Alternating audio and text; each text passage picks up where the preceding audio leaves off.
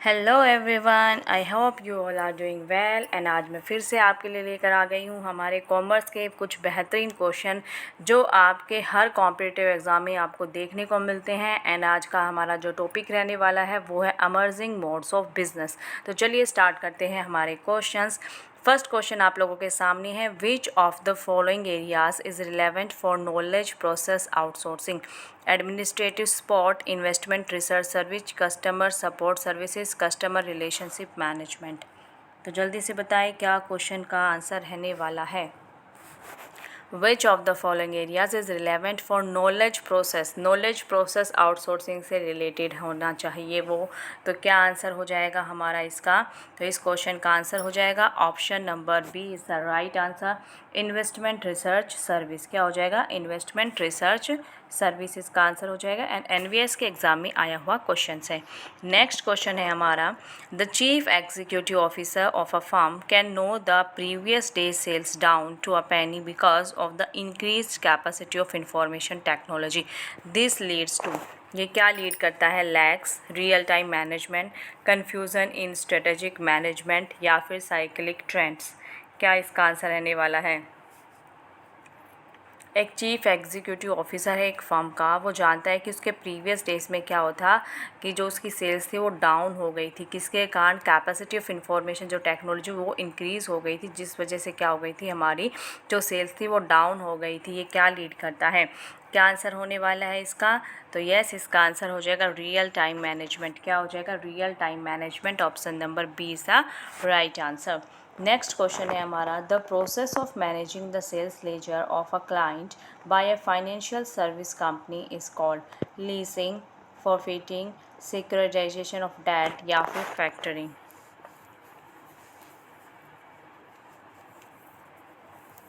एक क्लाइंट का sales laser देखने के लिए क्या किया गया? फाइनेंशियल सर्विस कंपनी को अपॉइंट किया गया है। तो ये क्या कहलाता है? तो ये हमारा फैक्टरिंग कहलाता है। क्या कहलाता है? फैक्टरिंग कहलाता है। Option number D is the right answer.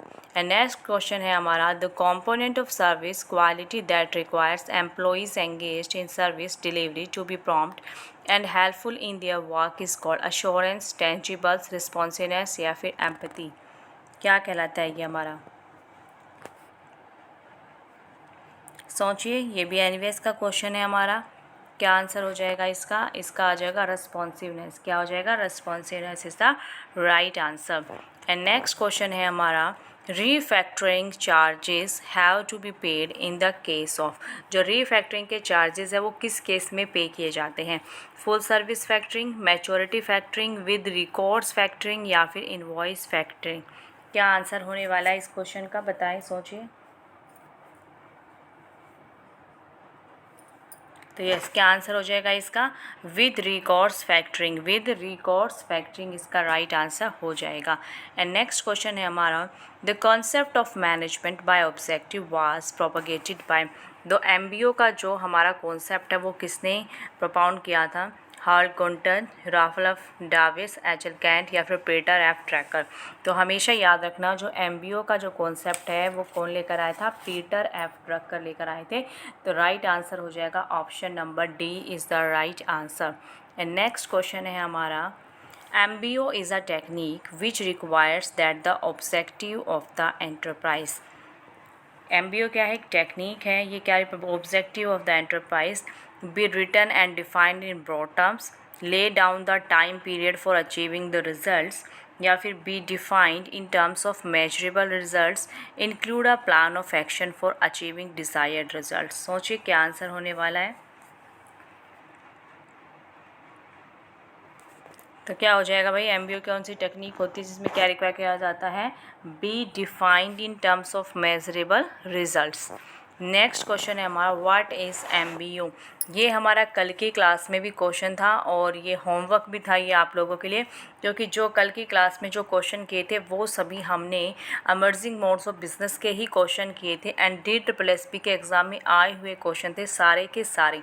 वहीं पे मैंने ये आपको HW भी दिया था और इस वाली स्लाइड में भी ये हमारा क्वेश्चन है। तो इसका आंसर क्या हो जाएगा? Management by objectives. क्या हो जाएगा? Management by objective is the right answer हो जाएगा। Option number A is the right answer.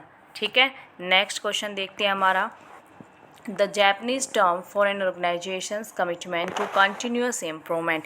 ये क्वेश्चन भी हमने प्रीवियस क्लास में भी किया था, लैंग्वेज कुछ डिफरेंट थी बट हमारा की पॉइंट यहाँ पर भी क्या है, कंटिन्यूस इम्प्रूवमेंट। तो कंटिन्यूस इम्प्रूवमेंट किसके अंदर आता है, हमेशा हमारा कैज़न में आता है। तो राइट आंसर इस क्वेश्चन का हो जाएगा option number C is the right answer kaizen. ये कल की क्लास में भी हमने क्वेश्चन किया था, तो वहाँ पर भी आप इसको चेकआउट करना। लैंग्वेज में डिफरेंस आपको मिलेगा लेकिन क्वेश्चन हमारा सेम है। एचटेट में आया हुआ क्वेश्चन है ये, हमारा एचटेट का क्वेश्चन था ये वाला। नेक्स्ट क्वेश्चन है हमारा मैनेजमेंट बाय ऑब्जेक्टिव्स यानी कि MBO। ये क्या करता है, lays emphasis on mutually set goals that are tangible, verifiable and measurable, focuses on methods of accomplishment, is meant for a specific purpose only. तो बताइए क्या आंसर होने वाला है हमारा MBO, सोचिए, ऑप्शन से रीड आउट कीजिए फिर आपको समझ में आएगा क्या करता है हमारा MBO। तो यस, राइट आंसर क्या हो जाएगा हमारा option number A, less emphasis on mutually set goals that are tangible, verifiable and measurable.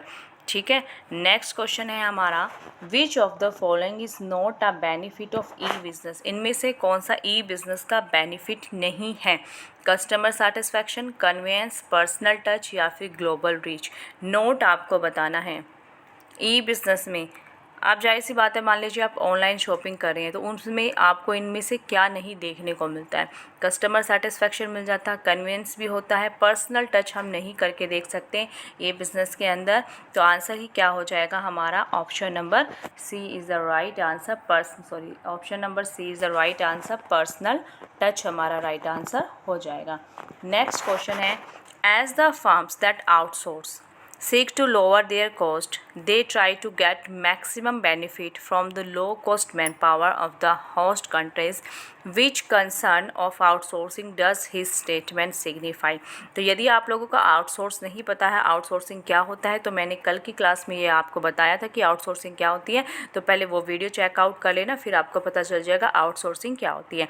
Outsourcing क्यों की जाती है, अपनी कॉस्ट को कम करने के लिए की जाती है ताकि हमारा बेनिफिट या प्रॉफिट जो हो हमारा मैक्सिमम हो। तो ये क्या सिग्निफाई करता है, कॉन्फिडेंशली, स्वेट शॉपिंग, रिसेंटमेंट इन होम कंट्रीज़ या फिर एथिकल कंसर्न। क्या हो जाएगा इसमें हमारा, KVS के एग्ज़ाम में आया हुआ क्वेश्चन है, 2018 में आया था हमारा।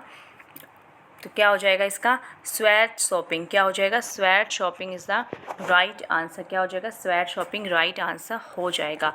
एंड ये क्वेश्चन आप लोगों के लिए HW है, बड़ा ही इंपॉर्टेंट क्वेश्चन है, DSSB के एग्ज़ाम में आया हुआ क्वेश्चन है, सोशल रिस्पॉन्सिबिलिटी ऑफ बिजनेस, और यही आपका कल की क्लास का टॉपिक रहने वाला है, इसलिए ये आप लोगों को HW दे के जा रही हूँ।